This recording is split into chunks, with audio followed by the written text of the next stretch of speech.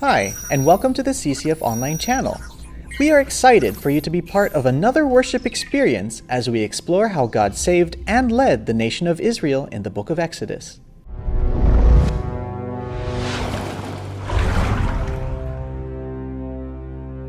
We pray that what you learn here today will deepen your relationship with Jesus. Enjoy the message! I was raised in a conservative Christian family. I was the middle child among four siblings until my two younger siblings passed away when they were young. My mother was a former part-time Christian missionary who helped build churches in Pangasinan. While my father was a member of an international Christian organization who worked as a ship captain in a cruise ship. My dad was always outside the country and would usually come home only for Christmas.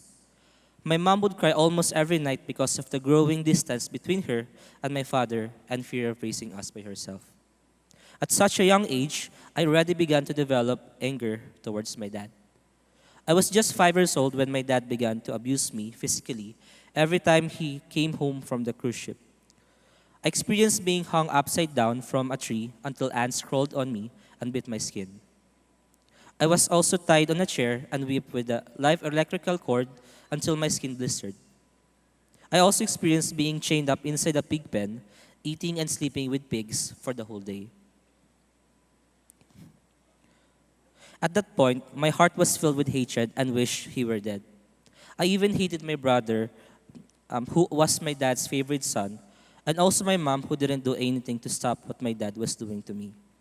I became aloof and disconnected from my family. I also developed a fear of people and became antisocial. One day, I heard my mom screaming in the kitchen. My brother and I rushed to check what was happening, only to see my dad in pain lying on the floor. He died of a heart attack at the age of 41. My lack of self-esteem made me a target for bullies in school. From kindergarten until high school, they pushed me around, abused me physically, and called me rude names. I didn't fight back. I thought I deserved to be punished for wishing my dad's death, and blamed myself for what happened to him. I dropped out of high school when I was in my third year after I experienced a huge brawl in school where I almost got killed. After losing all hope in life, I decided to kill myself. I tried hanging myself on a rope, drinking pills, cutting my wrists, starving myself to death, but every time I tried to commit suicide, someone would stop me just in time. My older brother would encourage me to go back to church, but I thought I didn't need God and that I could do things on my own. My mom later on tried to make a way for me to graduate from high school. I was eventually allowed to take the acceleration exam and enroll in college due to the high grades I got before. Still suffering from depression and suicidal thoughts, I decided to try and make friends in college. I tagged along with people who influenced me to drink and attend rave parties. These so-called friends made me feel secure and safe. I began to experiment with casual sex and open relationships. I became boastful and arrogant. I began mocking Christians, persecuting them whenever I encountered one of them. Nevertheless, God still made a way to show His love for me every day. In the jeepney or bus going to school, there were times a stranger would sit beside me to share Christ's love. At school, I became part of the student council and met Christian missionaries. And my Christian classmates always shared the gospel with me on my lunch breaks. In 2013, as I was doing a research project for my journalism class, I discovered a newly formed performing tandem of twin brothers who were a follower of Jesus. Later, I became good friends with them and their family. During one of their performances in 2014, they and their mom invited me to go to CCF. I was hesitant at first, but their mom told me that there was a youth service every Saturday called Elevate SNL. So I tried out and attended. Step by step, God spoke to me with kindness through the people around me, especially through the men in the D group I joined. God began to replace my loneliness with joy and my anger with encouragement. For 14 years, my brother prayed for my salvation, and by God's amazing grace and to His glory, I accepted Jesus as my personal Lord and Savior on October 25, 2014. God picked up my broken pieces and made me a whole new creation. From being arrogant, suicidal, immoral, alcoholic, God made me to be a loving, understanding, and compassionate person that anyone can approach and talk to. I was able to forgive my dad for all of the things he did to me, and with the help of my best friends in my D group and my discipler, I have learned to extend God's love to my family and other people. Now, I'm a volunteer of Elevate Ortigas and part of the marketing team. I am also now leading my own D group in Elevate Maine, where I serve and help 16 active members grow in their own relationship with the Lord. I'm Jimmy Alcobilla, a renewed young man with a past, now committed to live for Christ and take students to the next level and elevate. To God be all of the glory. Praise God. Praise God. Purihin po ang Panginoong Diyos. Alam niyo po, napakaraming kabataan na narito ngayon at marahil nasa labas na meron din pong ganong karanasan tulad po ni Jimmy. At kailangan ho nila ng totoong tagapagligtas. Nagkulang man ho yung tatay ni Jimmy, hindi nagkulang ang totoong tatay natin sa langit. Amen po. Kaya ho, nagpapasalamat tayo sa Panginoong Diyos for those young people are also committed to disciple another young people, di ba? Kaya ho si Jimmy po, dinisciple po siya ni Joseph. Ayan, praise God. Si Joseph naman po, dinidisciple po siya ni Marty para sa Panginoong Diyos. Kaya ho, we always encourage everyone to really get involved in helping other Christians to grow in the relationship with Jesus. Yung mga parents naman, mapapansin po ninyo, maraming parents hindi rin ho nila alam yung gagawin nila para sa anak nila. Maaring ibang parents, sincere naman sila para tulungan, pero hindi nila alam gagawin. Kaya ho, we also have the Saturdays. Ang dami ho nating opportunities. Kapag hindi pa natin inayos yung sarili nating mga pamilya, tayo na may kasalanan. Naintindihan po? So we encourage you. Pag-pray po natin sila. Kasi po, at napansin po namin, every time na yung tao po kinakasangkapan ng Diyos to testify, meron din naman pong pagkilos ang espiritu ng kadiliman para umatake.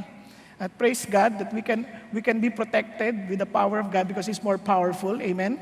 But we need to pray for one another. Okay po ba yun? So we encourage also yung mga youth. Gusto ko lang malaman, sino dito yung mga high school, college, yan. At kung beyond ka-college, pero your heart is with the young people, elevate, ganyan. Nandito po, meron po ba? Pakitaas ang kamay, wag ko kayo mahiya. Iyan, praise God, praise God. Sa mga graduating po, yung mga magulang na may anak na graduating, pag-pray nyo po ito. Alam nyo po, kahit yung anak ko po, gusto niya na po magtrabaho when he graduated last year. Gusto niya na magtrabaho. But I encourage him, sabi ko, why don't you try to volunteer yourself serving the Lord first? Siya muna. Alam niyo, una sabi niya, Papa, gusto ko na po talaga magtrabaho eh. Sabi ko, the Lord will provide for you. The Lord will bless you. And even your future, siya may hawak sa iyo. So alam po, nakakatuwa naman po, nag-volunteer na rin po siya sa Elevate First. Kaya we encourage you parents, ganun din ang mga college students, mga high school students, be involved. Okay? Huwag niyo sayangin yung energy ninyo sa mga bagay na walang pupuntahan. Yung ba, walang eternal value. Sayang. Kasi po, sandali lang ang buhay natin. Pansinin niyo po yung batang ito, ilang taon ho yan? 4. Bukas makalawa. 5 na yan. Ang bilis ng panahon. Di ba? Ako, hindi ko ho namamalayan. Gulat na lang ako, 50 na pala ako, hindi ko ho namalayan. Nung isang taon, 49 ako, bigla ako. Nabigla, 50 na. Ang bilis ng panahon. What I'm trying to say, hindi mo mamamalayan. Kahit to si Martin, nung nakita ko ito, parang batang-bata pa po. Ngayon, gulat po ako. May anak na rin. Di ba? Yung ang bilis po ng panahon. So don't waste your energy with something that will not last forever. Amen? Tayo pong lahat ay tumayo. Let's pray. Panginoon, maraming salamat sa inyo, O Diyos. Tunay nga, Panginoon, ang salita'y hindi sapat para dakilain kayo. Salamat, Panginoon, sa pagkilos ninyo sa buhay ni Jimmy. Panginoon, salamat po na kayo po ang, Panginoon, pumuno sa pagkukulang ng kanyang ama. Salamat po, Panginoon, na tunay pong inabot niyo ang kanyang puso, inabot niyo ang kanyang pagkatao upang maunawaan niya aming Ama na kayo po'y mabuting Diyos, mabuting Ama. Salamat din sa paggamit mo kay Joseph at ganun din, Panginoon, kay Marty. Salamat, Ama, na sa mga tao, Panginoon, na patuloy pong Panginoong hinahangad na matulungan ng ibang mga tao, Panginoon, na mailapit sa inyong trono at lumago sa kanilang ugnayan sa inyo. Salamat sa kanila. At hinihingi po namin, O Diyos, na pagkaingatan niyo sila. I pray, Father God, that you will not, I pray, Father, to cover them with your protection, that the attacks of the evil one will never, ever prosper in the name of Jesus. At salamat, Panginoong Diyos, na kanilang patotoo'y maging inspirasyon sa marami sa amin. I pray, Father God, for the young people in this congregation, Father in heaven. Dalangin namin, O Diyos, sa sila, Panginoon, ay tunay na ma-involve aming Ama sa bagay na mayroon pong katuturan sa kawalang hanggan. I pray, Father God, to touch their hearts, O Lord. Dalangin namin, Panginoon, na marahil sila rin ay mayroong mga pait sa kanilang kalooban na hindi lang masabi aming Ama. Kaya ayaw nilang makihalubilo, Panginoon, sa ibang mga kabataan dahil sila'y nahihiya, O Diyos. Dalangin ko, Panginoon, na makita nila na ang pag-ibig ninyo ay totoo. And you will even use, Father God, Elevate Ministry, Father God, to show them the reality of your love, O God. Yet I pray, Father God, to encourage them to be part of this ministry. Encourage them, Father God, to really use their energy to reach out to more souls, O God, that they too will experience the joy of being with Jesus. Hallelujah. Gayun din, Panginoon, hiningi po namin ng mga magulang aming Ama. Alam kong gusto ng mga magulang na magtagumpay ang kanilang mga anak, but I pray that they may see, Father God, that the success of their children, Father God, is in your hands, O Lord. Not in their plans, but in your perfect plan. So I pray, Father God, for the parents who cooperate, Father God, with you, that they will submit themselves to you, O God, that they will offer their children to you, Lord Jesus. Salamat, aming Ama. At hiningin namin, Panginoon, ay itong mga kabataang ito na sa pagkilos sa kanilang mga buhay, kayo po, Panginoon, na magbabago ng aming bayan, aming Ama. Kayo, Panginoon, ang siyang magbibigay ng maliwanag na kinabukasan sa aming bansa. Naniniwala kami, Panginoon, na hindi po ang eleksyon ng sagot. Naniniwala kami ang sagot ay ang mga mananampalataya ninyo, aming Ama, na tatayo at mabubuhay sa katwiran bilang halimbawa, bilang asin at ilaw, Panginoon, ng bayang ito. Salamat po, aming Ama. Ganun pa man, Panginoon Diyos, tinataas namin ang aming Pangulo sa inyo. Ang mga namumuno sa amin, tulungan niyo sila. Bigyan niyo sila ng katalinuhan. Bigyan niyo sila, Panginoon Diyos, ng malasakit sa bayang ito.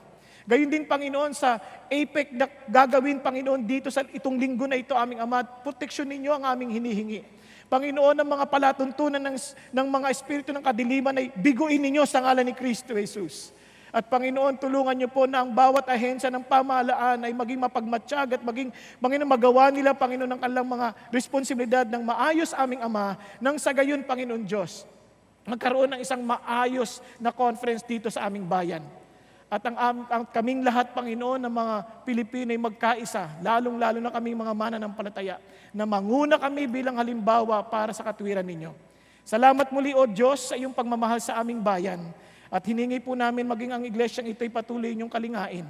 Mula sa aming senior pastor, aming Ama, si Pastor Peter, patuloy mo siyang papangalagaan, papalakasin, Panginoon Diyos, at patuloy mo siya, Panginoon, bigyan ng inspirasyon, aming Ama, para po, Panginoon, ang direksyon ng ministeryong ito'y patuloy na lalakad at tatahak ayon sa iyong kalooban. Salamat po, O Diyos. Sa ngalan ni Kristo Jesus, sa iyo po ang lahat ng papuri at pagsamba. Kaya hinihingi namin, Panginoon, ang pagkilos ninyo na maging malaya kayo sa aming kalagitnaan upang, Panginoon, ang iyong kalooban lamang ang mga pangyari, Panginoon, sa aming ministeryong ito, sa aming pakikinig, sa aming Panginoong Diyos, sa lahat ng aming gagawin, maluwalhati kayo. Sa ngalan ni Jesus, ito ang aming dalangin. Hallelujah. Amen. Amen at amen. Purihin ang Panginoon. Thank you, Jesus. Salamat sa inyo. Tayo po ngayon magpapatuloy sa ating pong aralin sa aklat ng Exodo. Alam niyo po, ito po ay napaka-exciting na aralin. Sapagkat ito po ay larawan ng ating lakbayin bilang mga mananampalataya. Tingnan po natin ulit yung ating pong overview ng Exodus. Sabi natin, itong Exodus na ito ay kwento po ng tao ng Diyos. Remember this, the people of God. At yan po ang Israel noong mga panahon na yaon. At ngayon naman po ay ang kanyang iglesia, the church, those who believe in Jesus, those who are part of the body of Christ. Yan po yung tinuturing na church. At sabi natin, they were enslaved at sila po ay nabibihag and they were given salvation at hindi po ito gawa ng tao. It was the Lord who found a way to save these people. At iniraise niya po si Moses. Hindi si Moses ang nagligtas sa kanila sapagkat sinubukan din ni Moses but he failed. Ang nagligtas sa kanila ay ang Diyos mismo. Naintindihan po natin? Ganon din ang ating karanasan bilang mga mananampalataya. Ang ating kaligtasan ay sa magitan lamang ng Panginoong Jesucristo. Ngayon, nung tayo po'y maligtas, ang Panginoong Diyos hindi natapos doon. Now that we are free, ano sabi ng Diyos? He wants us to enjoy this freedom. He wants us to use our freedom for His glory and honor. That yung buhay natin hindi masayang, kaya He sanctified us. So when they reached Mount Sinai, dito po binigyan ho sila ng dalawang regalo ng Diyos. Ano yung regalo ng Diyos? Yung pong the 10 Commandments and the laws. Bakit po yung regalo ito? Kasi unang-una, tinutulungan silang maunawaan ang kalagayan nila in relationship to God. Bilang banal na Diyos, ito si God. Ngayon, ito po ang problema. After receiving, for example, the gift of the 10 Commandments, ito po, kung mapabasa ninyo, from Exodus 20, matatapos po yung commandment sa 17. Tama? Tingnan nyo ang reaksyon ng mga mananampalataya. Lalagpas ako sandali. Ano po? Ito po yung reaksyon. Tingnan nyo ha. Exodus 20. Then they said to Moses, "Speak to us yourself. We will listen. But let not God speak to us, or we will die." Naintindihan po? Paano ngayon ito? Kung ganun po ang relasyon, naintindihan natin, because God is so holy from His commandments. Sabi ng mga tao, Moses, pwede bang ikaw na lang kausap namin? Huwag na lang ang Diyos. Kasi pag ang Diyos hindi namin makakausap, mamamatay kami. Alam niyo, sa maraming pagkakataon, hindi natin alam ano ibig sabihin ng kabanalan ng Diyos. Alam niyo, sa maraming tao, hindi nila intindihan what it means to be holy. Alam niyo po, magugulat po kayo kasi maging si Isaiah. Kilala niyo si Isaiah? Napansin niyo ba yung Bible niyo? Mayroong book of Isaiah. Yan po ay si Isaiah na prophet. Prophet po siya. Ginamit siya ng Diyos. Kapag isa'y mensahero ng Diyos, ano pong tingin niyo sa isang mensahero ng Panginoon Diyos?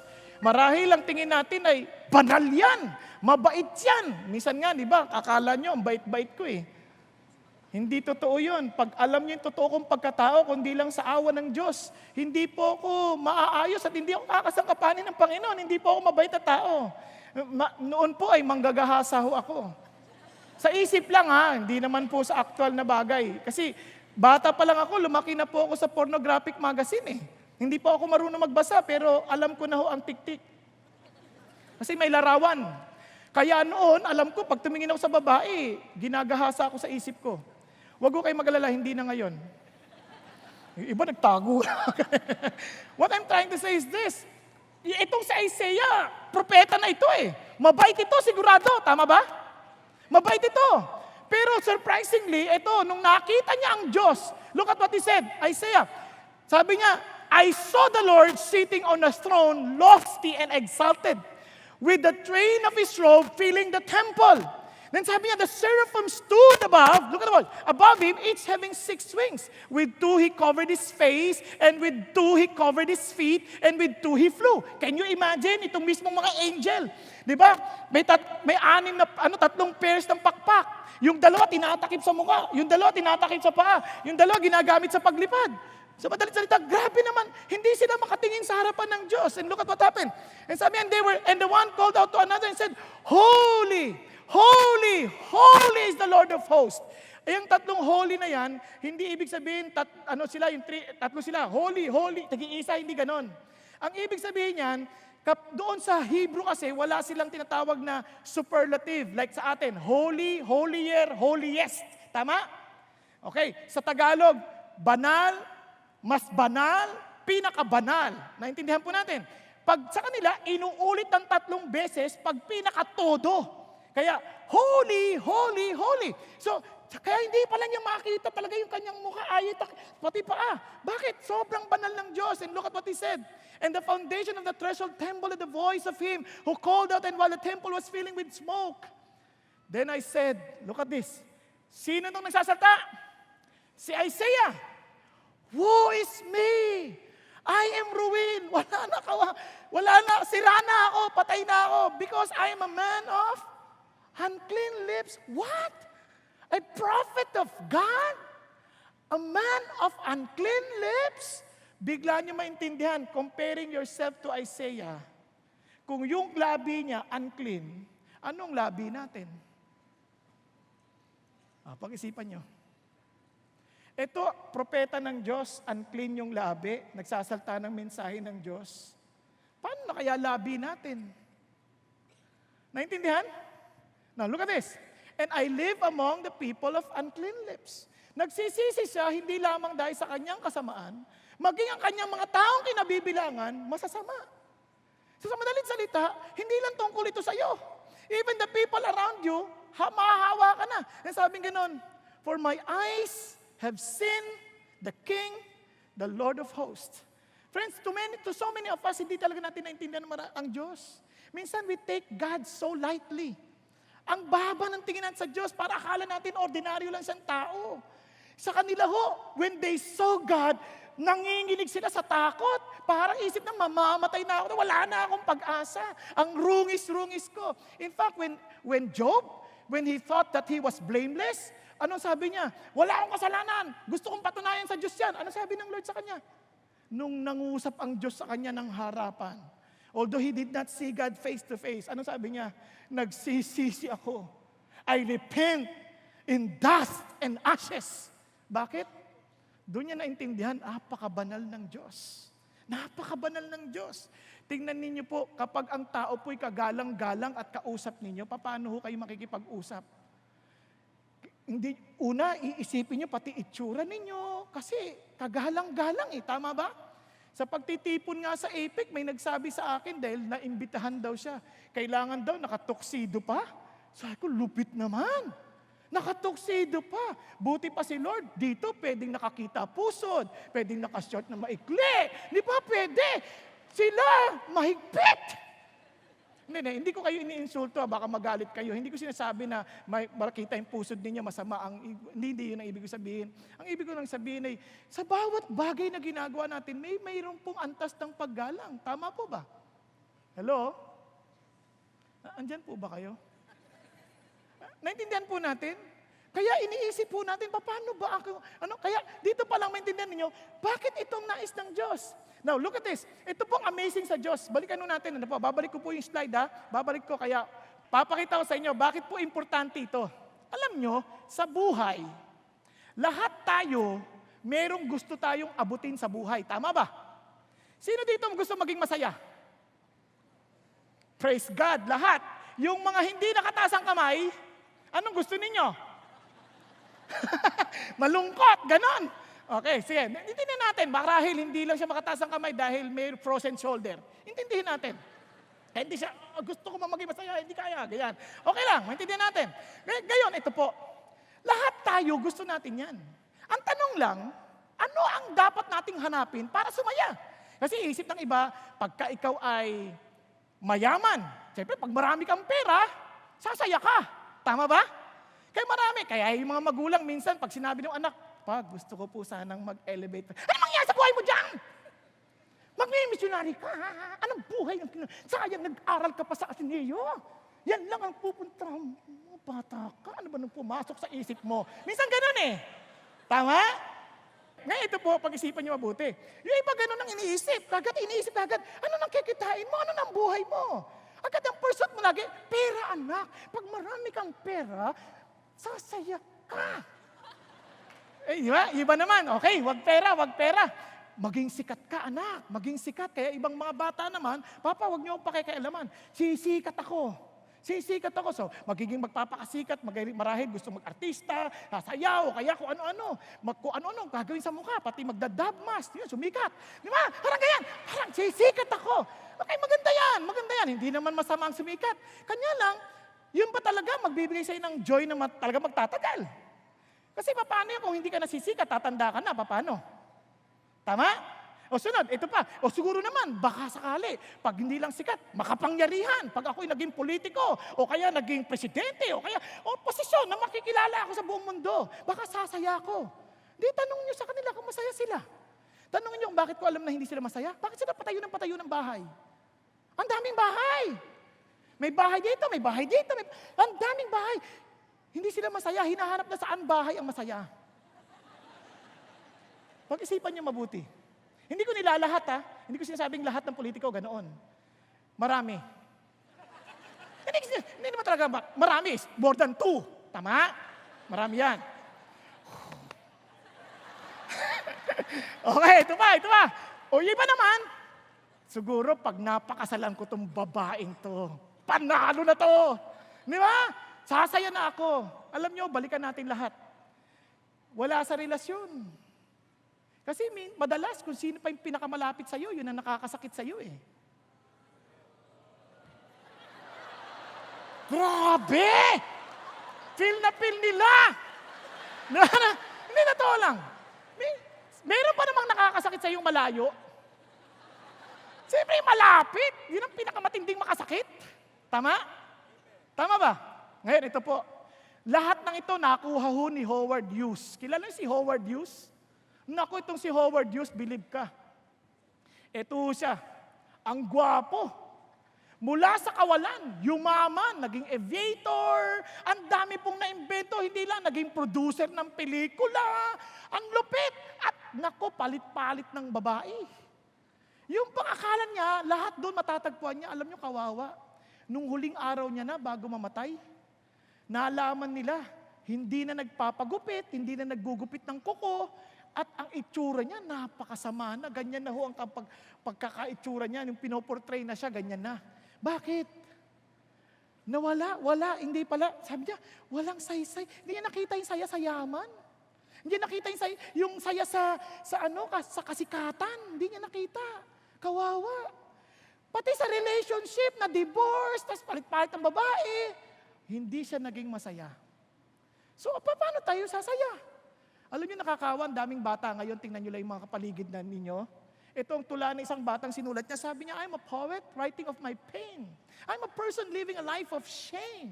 I'm your daughter hiding my depression. Minsan akala niyo mga anak natin nasasaya eh. Tinatago nila yung kalungkutan nila. Sabi niya, I'm your sister making a good impression. I'm your friend acting like I'm fine. Pag tinanong, kamusta ka? I'm fine. Ngayon, di na, I'm good. Ngayon sabi niya, I'm a wisher wishing his life weren't mine. I'm a girl who thinks of suicide. I'm a teenager pushing her tears aside. I'm a student who doesn't have a clue. I'm a girl sitting next to you. I'm the one asking you to care. I'm your best friend hoping you'll be there. What a lonely heart. Looking for someone to satisfy her longing. Now, let me tell you this. God has an answer. Why? You will make known to me the path of life, sabi ng psalmist. In your presence is fullness of joy. In your right hand there are pleasures forever. Amen? Naghahanap ka ng totoong kaligayahan? Yung joy, alam mo sabi ng Lord, you can only find that in me. Sa akin mo lang makikita yan. Bakit? Because I will make you the path of life. The reason why most people are lost, because they don't know the path of life. And in my presence is fullness of joy. Why? Because there will always be pleasures forever. And oftentimes when they think of God, God is so holy, I'm afraid I cannot be with Him. I cannot find real pleasure in God because He's so holy. You are wrong. The holiness of God brings pleasure. If you only know what God has done in order for you and for me to have fellowship with Him. Kaya ho ngayong hapon, ito pong ating talakayan, pursue intimacy with the Holy God. Pakisabi niyo po, pursue intimacy with the Holy God. How can you approach a Holy God? Now, listen to this. Ito pong pursue, ito pong napaka-importanting bagay. Now, look at this. Now, balik tayo. Noong pong si Jesus, nagbigay, di ba? They could not approach God. They were so afraid of God. Look at what He said. Let them construct a sanctuary for me, that I may dwell among them. Sino nagsasabi? God speaking to Moses, sabi niya, gawa ka ng sanctuaryo, I will dwell among them. They were afraid of God. They don't want to speak to God. They just want to speak to Moses. At that time, only Moses can commune with the Lord. Ano sabi ng Lord? No. Make me a sanctuary that I may dwell in them. Amazing. I will dwell among them. Ano sinasabi ng Diyos? Ang Diyos, bagamat siya'y banal, siya na gumagawa ng paraan para abutin ka. Para abutin ako. Para abutin tayong lahat. Amen? Minsan nag-isip natin, ang Diyos nakakatakot, parang hindi. Inahanap ka nga niya lagi. Inaabot ka niya palagi. Ang Diyos mismo, akala mo ba aksidenteng naparito ka rito? Hindi. Dinala ka nandito ng Diyos kasi hinahanap ka niya. Hindi ko maintindihan. Inaantok pa po ako. Yung pumatin eh. Di na nga, doon na nga ako matutulog. Ganun pa nga yung di ba? Pero hindi. Dinala ka pa rin ng Diyos dito. Bakit? Kasi hinahanap-hanap ka niya. Because He wants to have fellowship with you. That is the kind of God we have. Amazing si God. But paano mangyayari yan?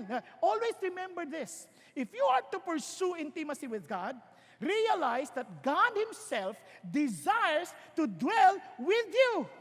He wants you to be in His presence. He wants to develop relationship with you. It is God who initiated to fellowship with us.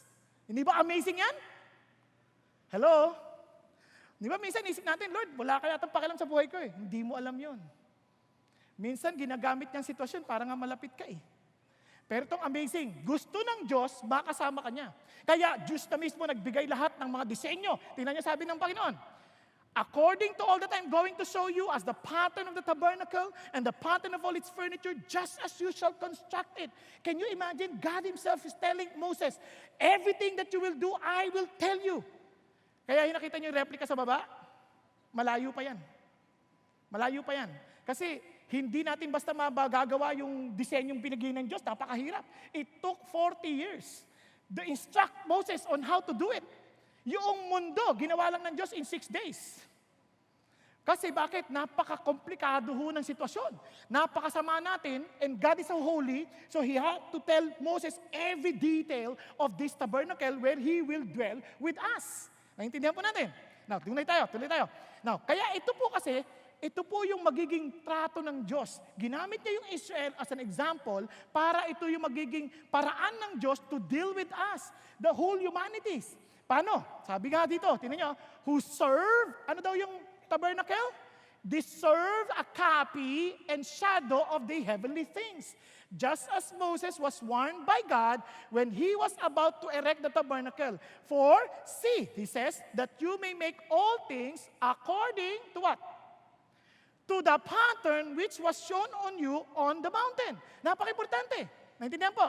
Kaya sabi nitong Hebrews, chapter 9 naman, but when Christ appeared as a high priest of the good things to come, He entered through the greater and more perfect tabernacle, not made with hands, that is to say, not of His creation. So sabi ng Diyos, yung replica pinagagawa ko sa iyo, Moses, yan ay realidad sa langit. But obviously, hindi yan perfect. Ito yung perfect. Pero maiintindihan mo yung ginagawa ko pag naintindihan mo yung pinagagawa ko sa iyo. Naunawahan po natin. Naintindihan mo, kaya exciting po ang tabernacle. Kaya nga, ginawan pa ng konting replica sa harapan para medyo magkaroon kayo ng overview. Hindi pa yan yung eksakto, pero more or less, hindi yan. Hindi kasi kulang eh. Hindi natin kaya na sabayan agad. Bakit? Ano ba yung salita? Ano ba yung tabernacle na yan? Ang tabernacle, ang ibig sabihin yan is the dwelling place of God. So yung tabernacle, sabi niya, yan yung dwelling place of God. So sa Biblia, iba-ibang gamit na salita. Diba? Kasi ito po yung Hebrew word niyan. At itong mga salitang makikita ninyo pag nagbabasa kayo ng Bible. Tabernacle, tent of meetings, the tent or the house of the Lord, sanctuary, yan ang mga gamit. Ngayon, dapat yung maintindihan na yung tabernacle na yan, hindi yan yung lang tent na yan.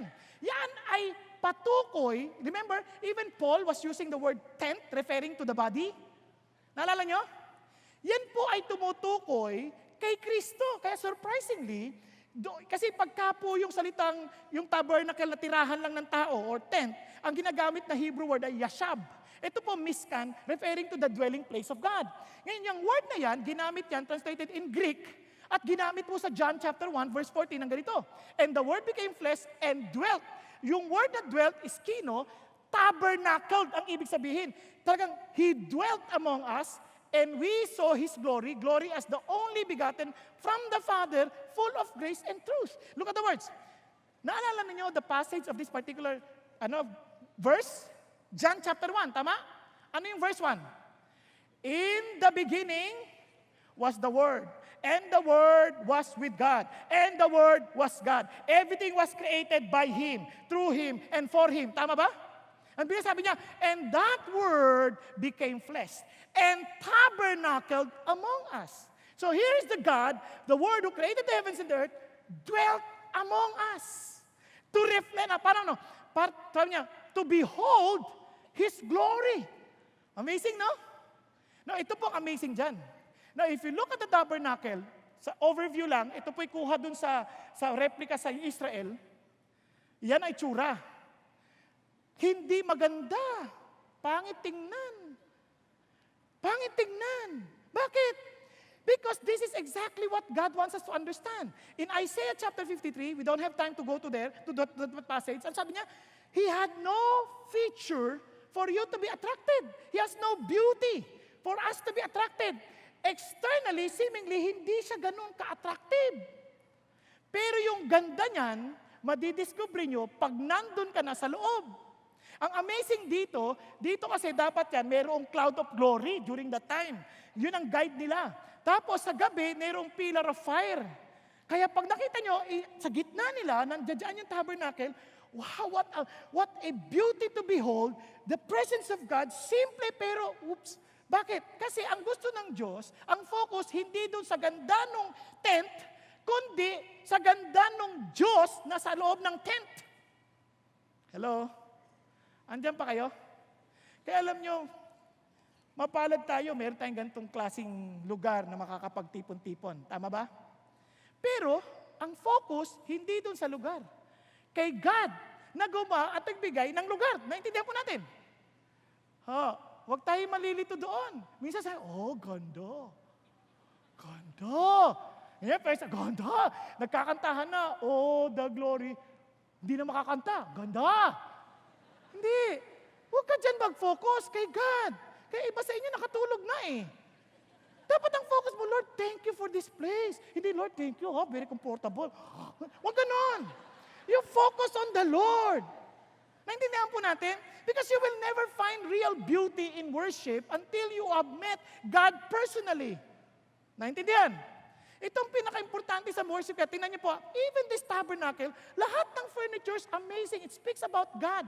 Puro, tingnan niyo, yung brazen altar, yung laver, yun po yung outer court. Ito po yung fence. Yung fence na yan, papansin nyo, mga 7 feet high yan. Kaya yung fence natin sa baba, hindi masyado kasi kaya ko pang makita eh. So, ano lang yun, parang picture line para makita lang natin. Pero matangkad yun. Ngayon, ito po, pagkapasok mo dyan dito sa gate, yan makikita mo una. Tapos, meron pa ulit ditong curtain. Yung curtain na yan, papasok ka, ang tawag dito, the holy place. Nandoon yung lampstand, yung table of showbread, altar of incense. Tapos dito, meron yung tinatawag na veil ulit, the Holy of Holies. Okay? Dito, ang pumapasok lang, yung may kasalanan papasok hanggang dito. Pero pagdating na dito, hindi na siya makakapasok. Priest lang ang pwede pumasok. Pagdating dito, ang papasok dito, high priest. Ipapaliwanag natin sa mga susunod nating tagpo, hindi ngayon. Okay? Balik mo tayo. Ano yung punto nito? Kasi niya, alam nyo kagad na it was really God. Bakit? Kahit parang pangit tingnan yan, ang mahal niyan. Itong halaga ng mga gamit dyan, yung gold, $48 million. Silver, 107 million. Di ba? Dollars yan, ha?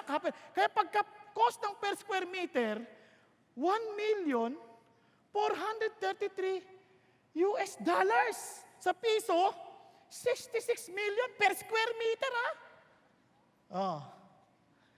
Naintindihan nyo na kung anong bagay na para sa Diyos? Hindi mumurahin. Hello? When God requires His people to do something, pinapakita niya na kagad what kind of God He is. Oo, tent yan. Pero, hindi ibig sabihin, pipitsugin yan. Minsan kasi nakakalungkot sabihin, pagka sa Diyos, tira-tira lang binibigay natin eh. Hello? Tira-tirang lakas. Kung kailangan, kung magising ako, mamaya ka ate. Gising ka na, ate na tayo. Mamaya na, mayroon pa namang gabi eh. Gabi na! Bukas na lang, mag-YouTube na lang ako. Guys, ganun ba talaga? Lagi na lang tira-tira kay God? Hindi ikaw ang tinutukoy ko, ha? Yung bukas sa atin.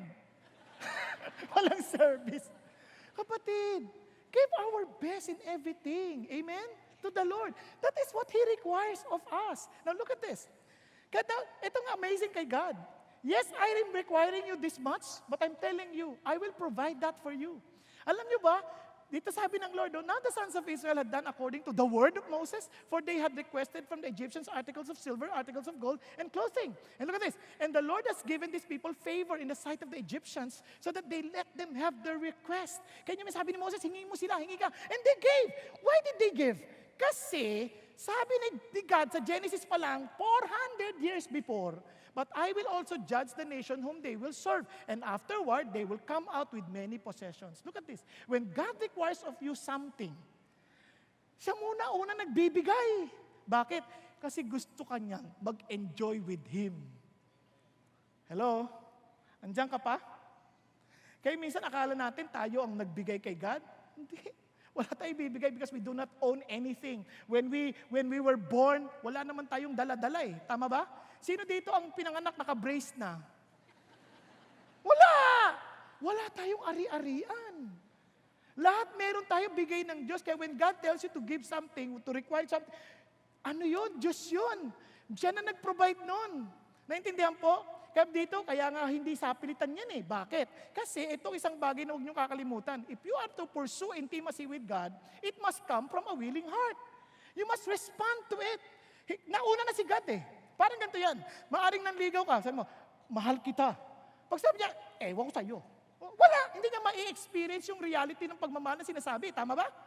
You have to respond. Kaya sabi ng Diyos, ang Diyos naman hindi mamimilit. Amazing si God. Kaya sabi ng Lord, then the Lord spoke to Moses saying, tell the sons of Israel to raise a contribution for me. O mag-raise ka ng contribution.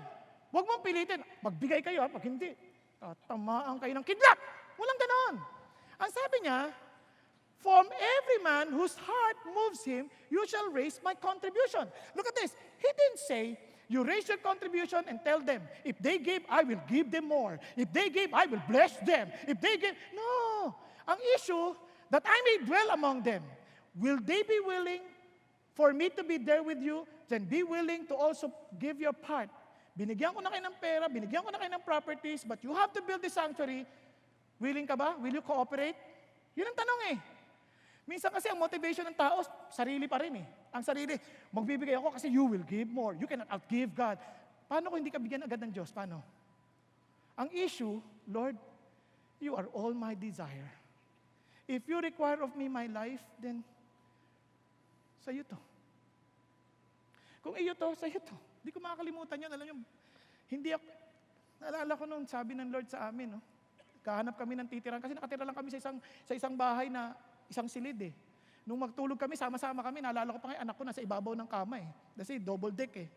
Nanutulog ako ganyan, no? Bigla ako na naginip eh. Sabi ko, jump, ganun. Pag jump niya, dumilang, bumaling ako, nasalo ko anak ko. Ang bait ng Diyos, nasalo ko, sabi ko. Kasi malit na silid. Tapos nag-iipon kami ng mag-asawa. Kasi bago ako pumunta sa full-time ministry, iniwan ko na yung negosyo, iniwan ko na trabaho ko. So, lahat ng gamit, wala na. So, nagsimula ako ulit. Tapos alam niyo po ang bait ng Diyos. Bibili na kami ng bahay. Ang galing ng God, sabi ni God sa akin, anak, bigay mo na sa akin yung naipon mo. Huh? Bakit? Gagamitin ko yan. Huwag mo muna isipin yung bahay mo. Ako nang bahala mag-isip sa bahay mo. Lord, maliit lang. Bangalo lang naman ang hiningi ko. Hindi ko naman, kukunin mo pa? Oo, bigay mo na sa akin. Di, binigay ko naman. Binigay ko ang bait ng Diyos. Pinalitan! Pagkatapos ng maraming taon. Pero hindi ko na nga malayan paano niya ginawa eh. Ngayon, hiningi na naman ng Diyos. Bigay mo na yan sa kanila. Huwag mo na yung pakialaman. Sama ka sa akin. Opo. Pinalitan na naman ng Lord! Pero matagal na panahon, hindi agad-agad. Pero isang bagay na intindihan ko, Lord, hindi naman po issue yung bahay eh. Ang issue kayo. Anong saysay ng magandang bahay kung walang Diyos? Pag-isipan nyo nga. Yun ang sinasabi ng Bible, kumakain ka nga ng steak, away kayo ng away. Malalaki na steak mo. Sa akin, steak lang. Tusukin kaya kita. Ang corny, di ba? Ang pangit ang ganong klaseng buhay. Ang totoong buhay, yung nag-enjoy kayo sa Diyos, nagmamahalan kayo magkakapatid, nagtutulungan kayo, nakikita mo yung kapatid mo nahirapan, agad-agad nagkukusa kang ganyan. Kasi there is God among you. Amen? Kaya pursue intimacy with the Holy God. Kasi siya na mismo nauna.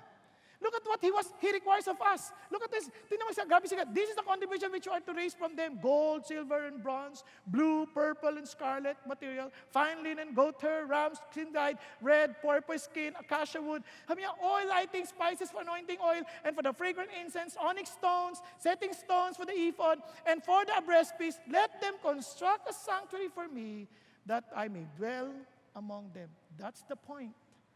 You give because you want God. Because your heart is looking and seeking for God. Because your heart pursues for God. Not for what you can receive. Not because of what you can enjoy. But because simply you understand that God is your joy. Amen? Itong malungkot.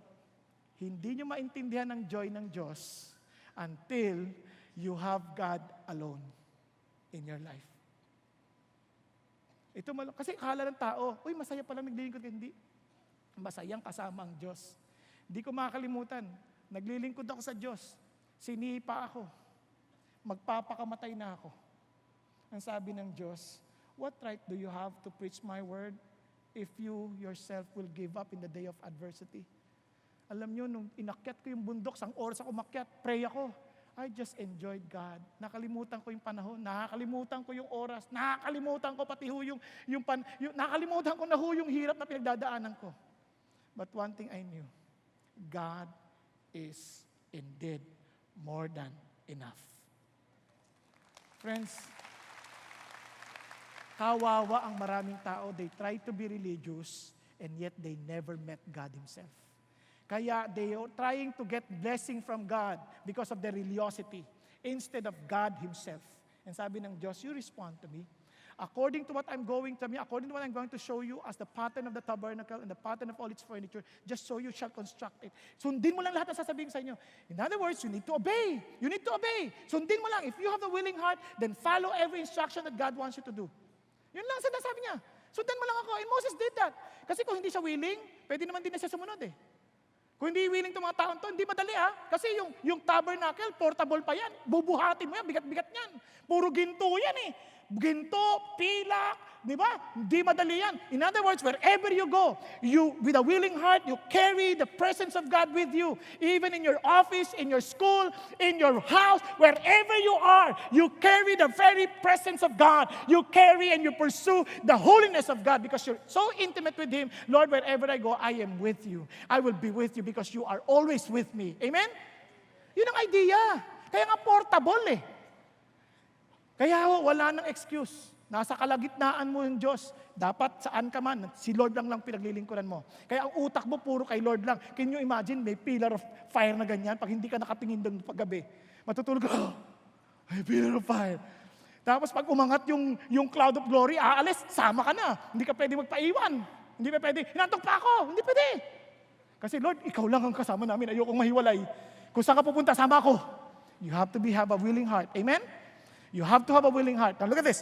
See, I have called by name Bezalel, the son of Uri, the son of Ur, and the tribe of Judah. Can you imagine? Pati yung gagawa, pinrepare na ni God. You just follow. Yung sabihin ni Bezalel, ayoko Lord. Okay. Iba naman gagamitin ko. Because God will never give up. Amen? Amen po? Now, thirdly, sabi niya, pursue intimacy with the Holy God. Paano? Pursue God's presence by worshiping Him in His way. Hindi sa paraan natin. Minsan ko, Lord, gusto kita. Pero gusto natin, sarili natin paraan. Lord, lalakad ako ng paluhod. Talagang dugo-dugo na, Lord. Kailangan imit mo ko. Ano yan? Hindi sa paraan mo. Lord, kung ayaw mo, patuwad. Hindi ko kaya. Di ba? Minsan meron tayong sariling paraan eh. Binigyan niya na tayo ng kanyang instruction, manual, just to tell us what to do. Kaya sabi ni God, eto gagawin mo you have to prepare like this. Pati yung sukat, binigay niya. Pati yung quality, pati kulay, binigay niya na. You prepare blue, purple, and ano pa? Scarlet. Parang lahat. Bakit? Kasi it pictures everything about Him. Kaya lahat yan, pinakita niya na. Later, I will discuss. Pati yung kung saan yung posisyon. Sinabi niya pa paano lahat. Pati yung gate. Kaya unang-una, sabi niya, you go through may gate yan. Bibigyan natin, iisa-isahin natin. Mapapansin niyo, bawat section. Okay? Yung unang section, di ba, makita mo to, puti yan lahat. Tapos biglang mayroong blue, purple, and scarlet. Iisa lang yung gate na yan. At ang sukat ng gate na yan, pagpapasok ka, ikaw yung may kasalanan, papasok ka, sasalubungin ka ng priest, yung gate na yan, isa lang. At itong details yan, 150 feet long yan, 50, 70 feet wide, ibig sabihin, 30 feet ang, yun ang sukat, kaharap yan sa east.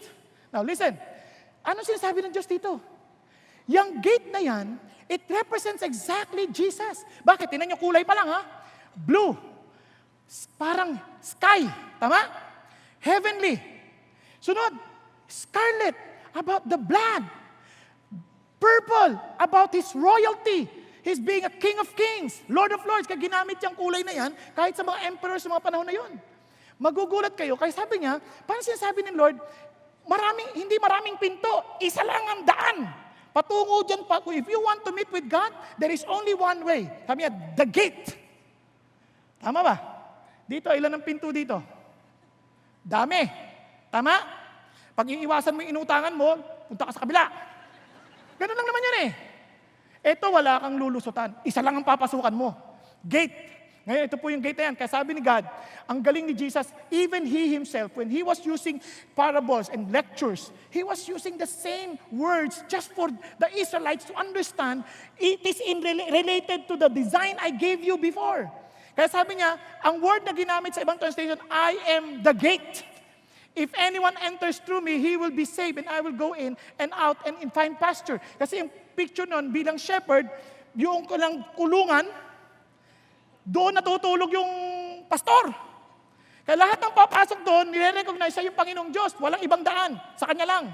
Kung iba dadaanan nila, magdanakaw yon. Tama? Naintindihan natin? Hindi ang pintuan ng simbahan. Naintindihan? Yung simbahan, hindi yung building. Kasi ang pintuan yung tao, yung mga namananampalataya ni Kristo.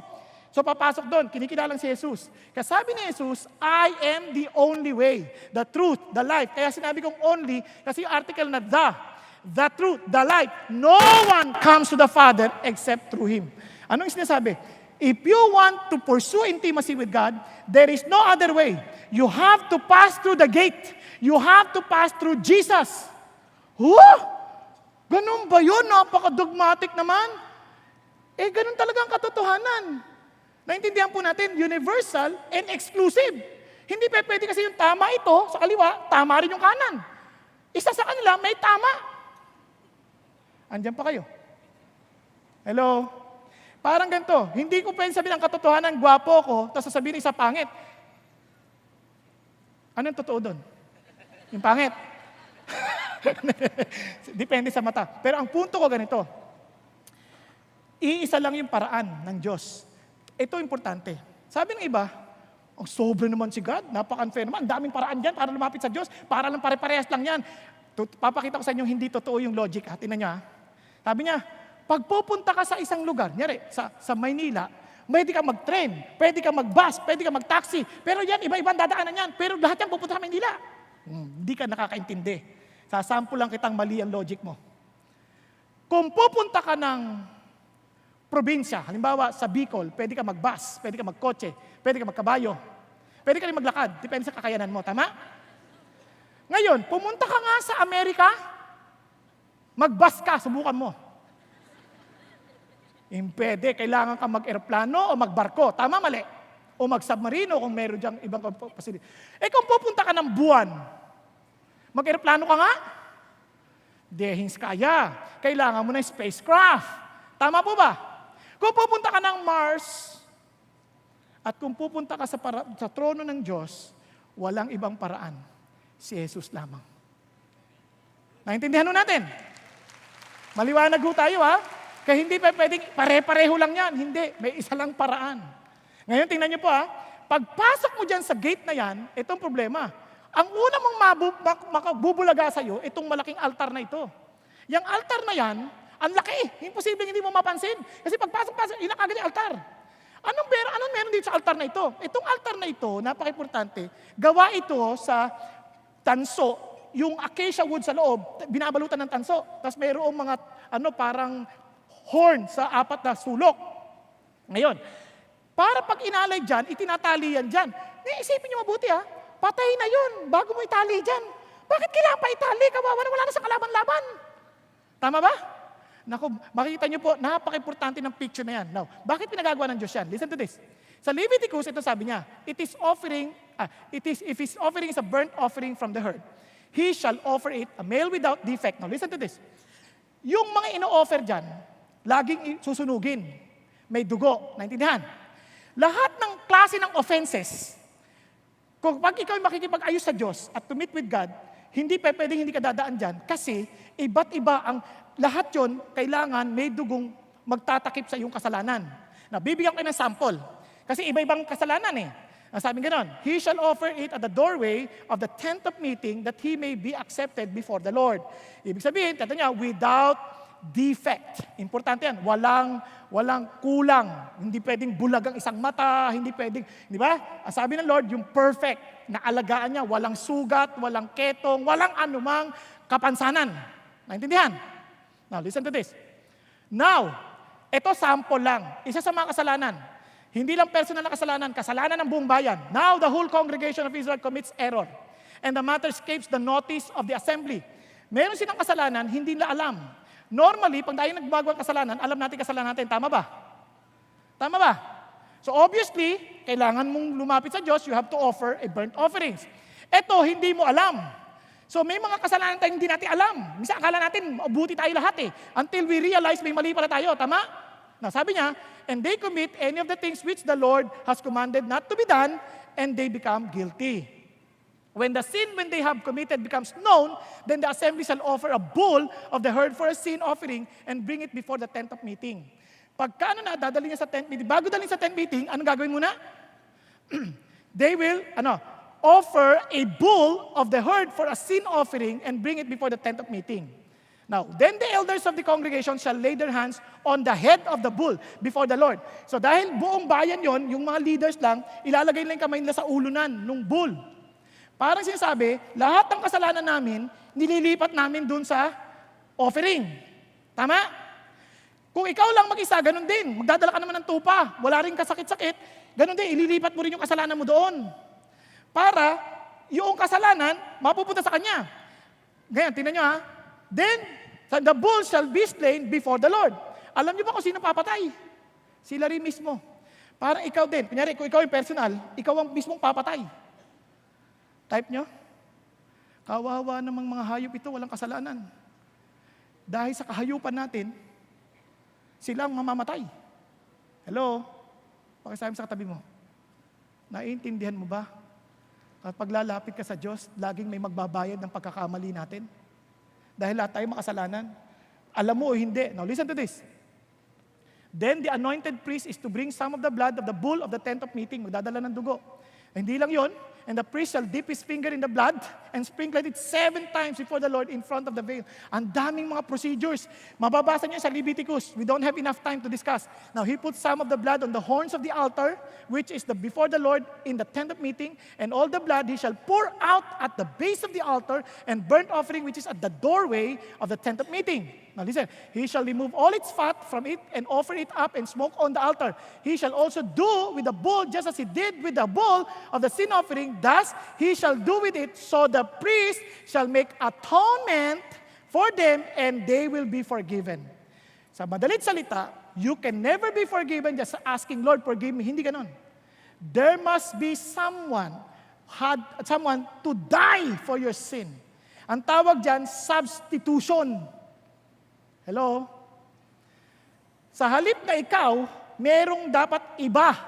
Kasi, kaya dugo, because for the life of the flesh is in the blood. And I have given it to you on the altar to make atonement for your soul.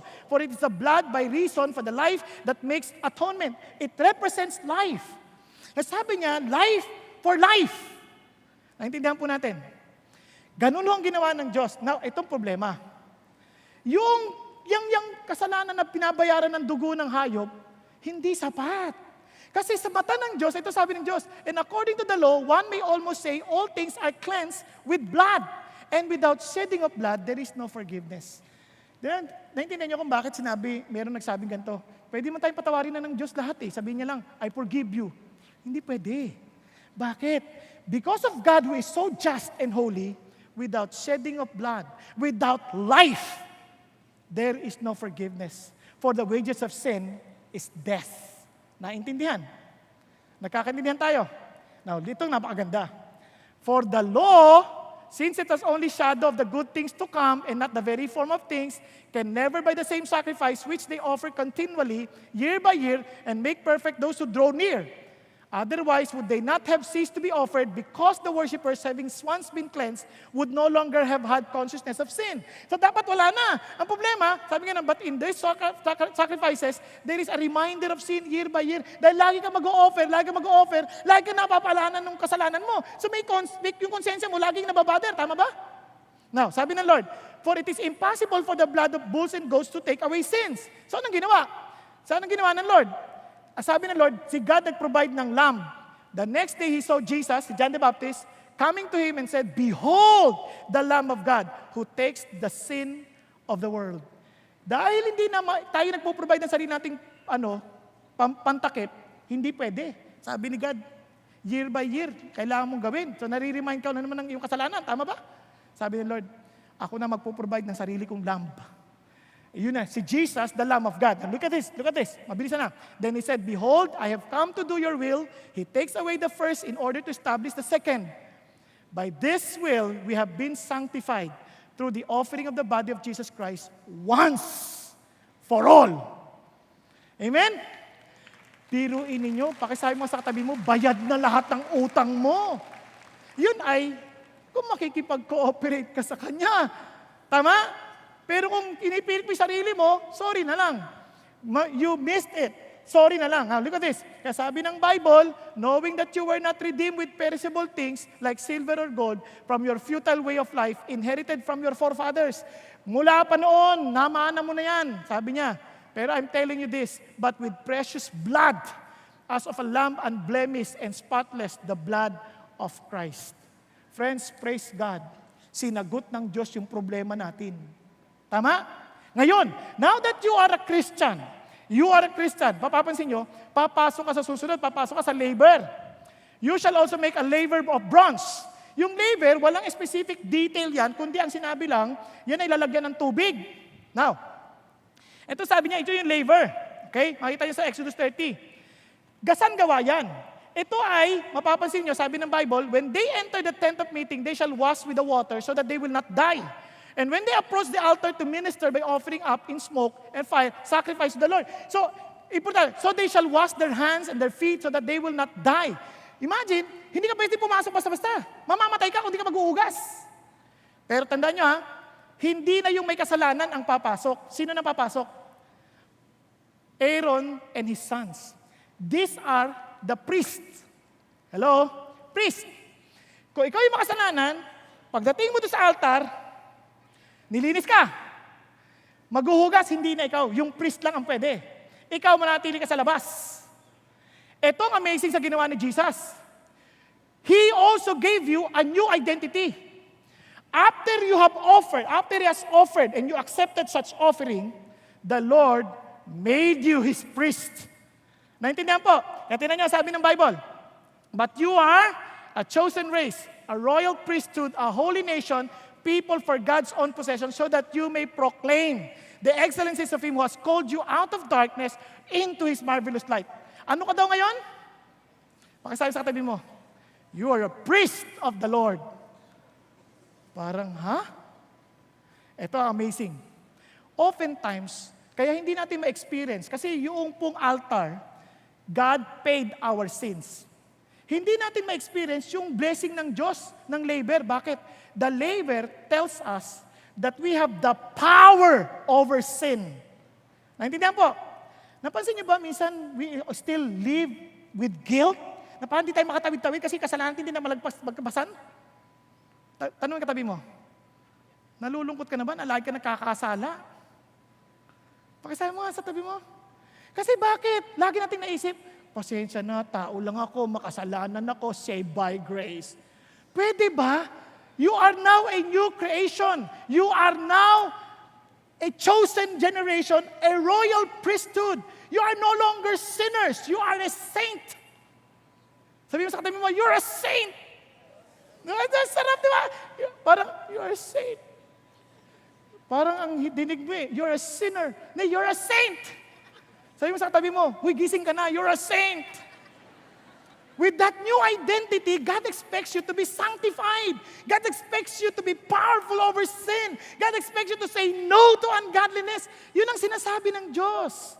At sinasabi ng 40, whenever they went into the Tabernacle of Meeting and when they came near the altar, they washed as the Lord has commanded Moses. You see, friends, the reason why you cannot enter to serve the Lord inside the Holy of Holies. Kasi, kung meron kang kasalanan, kaya nga ho, ito yun, pinatawad ka na ng Diyos. Pero yung lakad mo sa buhay, yung sasabi na, di ba, nadudumihan na lang yung paa. Naalala niyo si Peter? Sabi ni Peter, Lord, wag mo ako hugasan. Pag hindi kita hinugasan, wala kang bahagi sa akin. Naalala niyo? Ang sabi ni Lord, sabi si Peter, Lord, hindi, paliguan niyo na ako, pati buko, shampooin mo, tsaka yung kamay ko, dali lang, pati katawan ko. Nahiya eh. Sabi ni Lord, Peter, pag naligo ka na, malinis ka na. Hindi mo na kailangang paliguan pa ulit. Tama? Yun na lang paa. Kasi ibig sabihin, kasi time na yung public bathroom, naliligo sila publicly, tapos pag naglalakad sila, nadudumihan pa rin yung paa. So before they enter to have fellowship with the people inside that particular house, they need their feet washed. Yun ang sinasabi ni Jesus. You come to me and I will wash your feet. Kaya tayo rin, nadudumihan pa rin yung paa natin eh. Tama ba? Nagkakasal tayo once in a while. Nadudumihan tayo.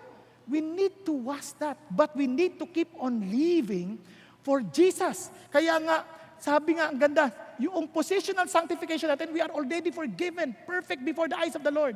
But reality, it will come to its practicality. Bakit? Hindi pa pwedeng sa utak lang. Because God gave you a new identity. You are now a priest for Jesus. Amen? So ano yung water na yan? When you pursue sanctification, which no one will see the Lord. Ano sabi ng Lord? Tingnan niyo ha. Whoever keeps His word and His love of God has truly been perfected. By this we know that we are in Him. The one who says He abides in Him ought to walk in the same manner as He walks. Kung talagang kay Jesus ka na, kung totoo na yung nangyari sa altar, ikaw din magbabago practically. Tama? You will become different. Your attitude will become different. Attitude towards Word, attitude towards God, attitude towards other people. You will become like Jesus. Now look at this. Kaya sabi ng Lord niya, so that He might sanctify her, having cleansed her by the washing of water with the Word. Napansin niyo po ba? When you were forgiven by God, the first thing that happened to you, you become hungry of His Word.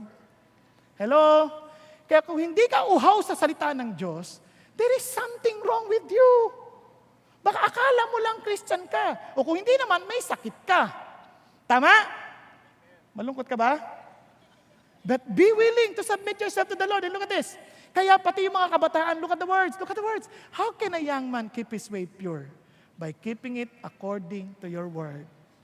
Kapatid, alam niyo po, mahirap po sa panahon natin ngayon. Parang mga bata ngayon, bahala na. Gusto niyo makaligtas? Meditate on His word. Meditate on His word. That is the sword of the Spirit. Now look at this. Do you not know that you are a temple, sanctuary of God? Can you imagine? Itong tabernacle, it's no longer the tent, but you, sabi niya, that the Spirit of God dwells in you. For the temple of God is holy, and that is what you are. Pakisabi mo sa katabi mo, you are holy because of Jesus. Kaya pagka yung tatay mo magmumura na, oh, pa, you are holy.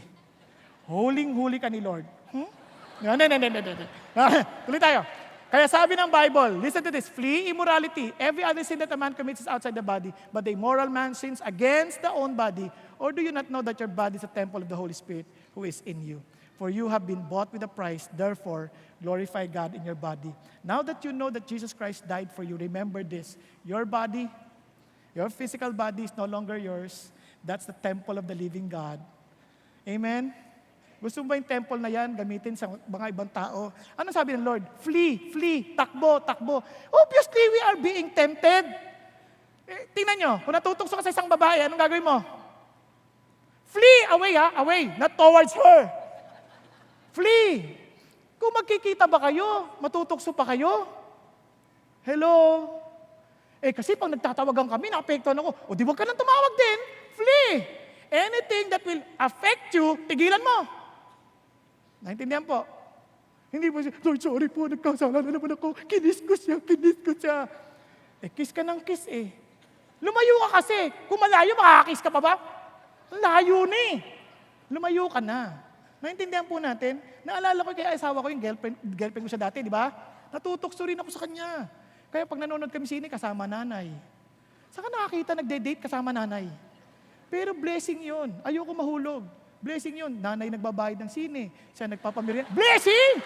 Hallelujah! Di ba?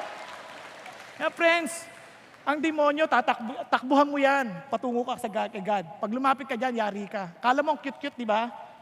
Pero kamandag yan, tindi. Kaya let me just tell you this. Let's pursue intimacy with the Holy God. Always meditate on His Word. Always meditate on who Jesus is. Let me end with this. Last na talaga. Sorry Nakita niyo to, martilyo? Natutunan ko to, pero prior to the illustration given to our during our demo, I was meditating on this already. Natutuwa ako. Kinonfirm ni God. Di ba when you meditate on the Word, who is the Word? Jesus. Tuwing matutokso ka, magsisinungaling ka, maggagawa ka ng kalokohan, pakialalahanin mo nga na parang ikaw mismo yung pumupukpok doon sa sacrificial lamb. Pinupukpok mo ng ganyan, baka masira. Di ba? Remember, bawat pukpok mo.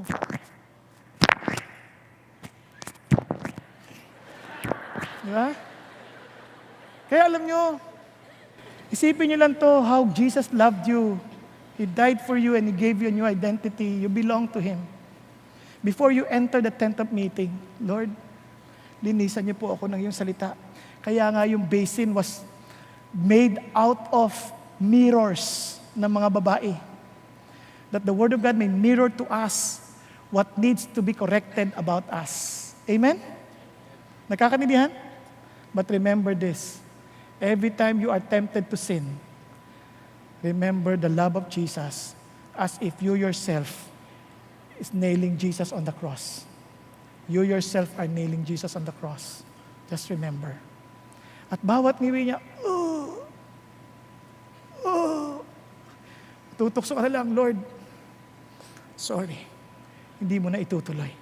Dahil ayaw mong ipakpukukin ng martilyo ang pako sa kamay ni Jesus. Amen po? Tayong pong lahat ay yumuko at pumikit sandali. Kapatid, pursue intimacy with God. Intimacy with the Holy God. Siya mismo ang nagbigay ng paraan for you to come. And He gave Jesus to us. He died for us. Jesus, who had no blemish, suffered terribly from the hands of the sinner, from our own very hands. We may have not yet been born at that time, but He already died for us. Because in His eyes, there is no eternity past, there is no present, there is no eternity. Everything is present in His eyes because He is eternal. Kapatid, di ka pa napapanganak. Alam na ng Lord lahat ng magagawa mong kasalanan. And He died for you. Ang tanong na lang, will you be willing to accept that He alone is the way towards the Father at wala nang ibang paraan? Will you be humble enough to admit that there is no other truth but Jesus? Will you be humble enough to accept that the reason why you are going nowhere and you're always seeking for life because you haven't received Jesus into your heart, the only life? Friends, Jesus loves you so much. God gives grace to the humble, but opposes the proud. The tabernacle is a picture of God's grace, so I pray that you may allow Jesus to be your Lord and Savior and allow Him to reside in you. That your life, your body will become His temple. Will you be willing to offer your life to Him? Pangalawang tanong ito, maybe you've been a Christian, but you kept on falling God is telling you, why don't you stand up again and come? Let your hands be washed and your feet be washed with my word. Submit to my ways, my son. Don't force your way. Trust me. Believe in me. Submit yourself to me. Kapatid, kung ikaw yung nasa una, why don't you just pray to the Lord? Lord Jesus, come into my heart. Thank you for dying on the cross for me. Thank you for being the sacrificial lamb that I may be forgiven. So Lord Jesus, I claim that you are the resurrected Christ, and with the power of your resurrection, I am a new person. I am a priest to your kingdom. And allow me, Father God, to usher people to your very presence. That from now on, my life will only live solely for your purpose and for your glory. Thank you, Jesus. Thank you, Lord. And for the rest of us, I pray. Shall we pray to the Lord? And Lord, thank you for giving us a new identity. We have no reason for us to live a defeated life, for you have called us to pursue sanctification.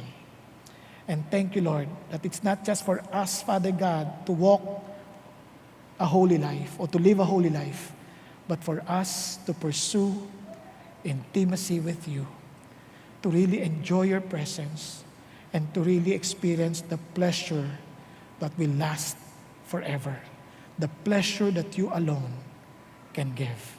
Thank you, God. May you bless your people, and may you allow your people to live rejoicing that you are always with us. In Jesus' name, amen, amen, and amen. God bless you all.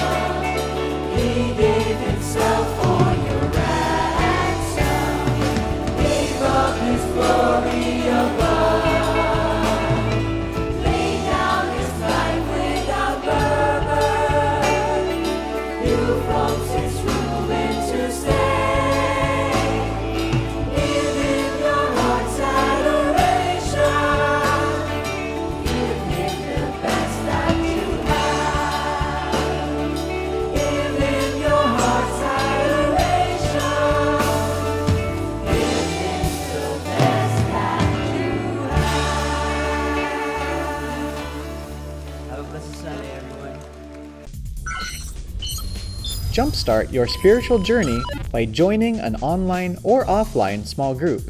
Go to ccf.org.ph/dgroup. Worship together with us via live stream here at 9 a.m., 12 noon, or 3 p.m. Philippine Standard Time.